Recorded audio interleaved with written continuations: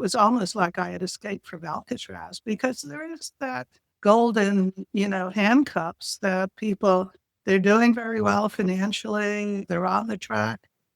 It's very hard to get off that track. And it was hard for me because, I knew better than anybody, being an accountant, what the odds were of making a living and getting a book published. And so it was one of those things that I tell people I just went on faith. And I really came to understand what faith meant when I did that.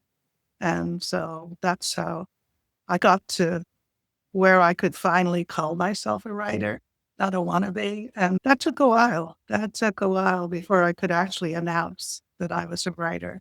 And it came in handy later when I would go and do research and go to places in little towns in Ireland or wherever. I remember once asking to get into Armagh's women's prison because in the back of my mind, I do have an idea about writing a book about that. And I had my sister with me, and it had been closed because they were going to make it into a hotel, oddly enough. And I said, well, I'm a writer. And all they wanted was an acknowledgement of their name in the book somewhere. And they took me on the tours and all of that. So I grew in confidence after that, but it took a long time. But it's great for cocktail parties now because when I used to tell people, what do you do? Well, I'm a CPA and I have a degree in taxation. I work with insurance companies. People are moving away. But, oh, you're a writer. Oh, I always wanted to talk to a writer. Da, da, da. So it's been fun.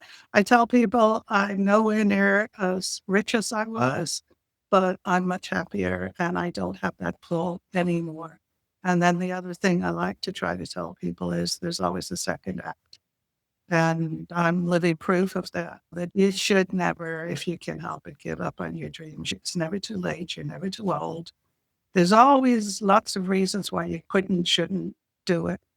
But if you want to feel good about the remainder of your life and what you're doing, then I think it's worth taking a chance. And there's also a reason you have that dream, that you have that call, that part of you that wants to do something. And if you don't take heed of that Mhm. call, it Mhm. can be really detrimental. It can, and that's what I'm saying, because I used to feel like I was being pulled in two different directions, and I was never satisfied. And lots of people would say, well, you've done so well. And what they didn't say was for an immigrant, but it didn't satisfy me.